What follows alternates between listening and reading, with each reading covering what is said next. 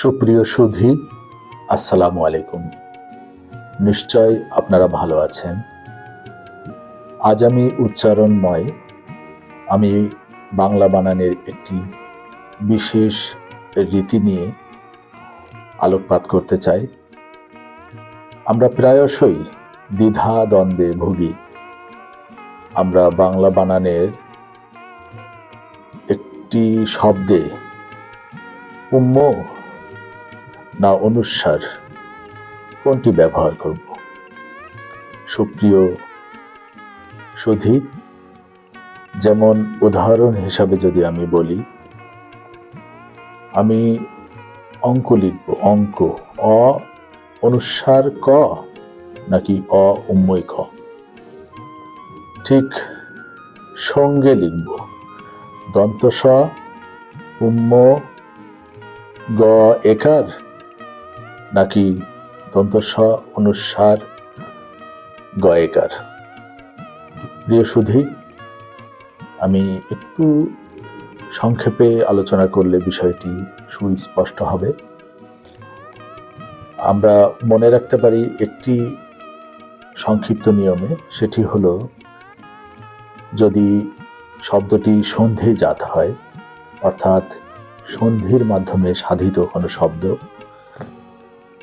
যেমন অহংকার, ভয়ঙ্কর, শুভঙ্কর, সংঘটন, সঙ্গীত ইত্যাদি। আমরা এই শব্দগুলো একটু বিশ্লেষণ করলে আমরা দেখতে পাচ্ছি, অহংকার, এটি সন্ধি বিচ্ছেদ করলে হবে অহম যোগ কার।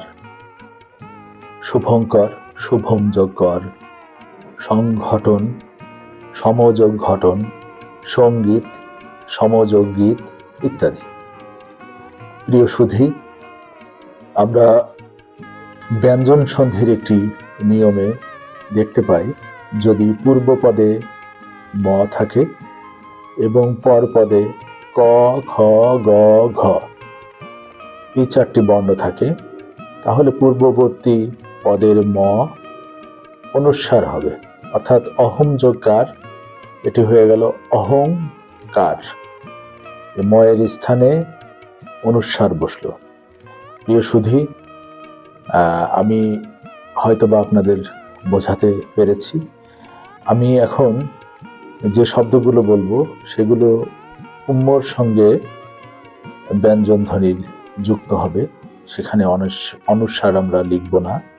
যেমন অঙ্ক, অঙ্গ, আতঙ্ক, গঙ্গা, বঙ্গ, লঙ্ঘন, সঙ্গে, শৃঙ্খলা ইত্যাদি। প্রিয় সুধী, আসলে এই শব্দগুলো সন্ধির মাধ্যমে সাধিত শব্দ নয়, আর যেগুলো সন্ধি দ্বারা সাধিত শব্দ সেগুলোতে অনুস্বার হবে। তাহলে প্রিয় সুধী, আমরা আর সেই ভুল করব না। আমরা অঙ্ক বানানে আর অনুস্বার লিখব না, আমরা সঙ্গে বানানে অনুস্বার লিখব না। আশা করি আপনারা বুঝতে পেরেছেন। আমার আজকের আলোচনা এখানেই ইতি টানছি। আপনারা ভালো থাকবেন, সুস্থ থাকবেন সেই প্রত্যাশায়।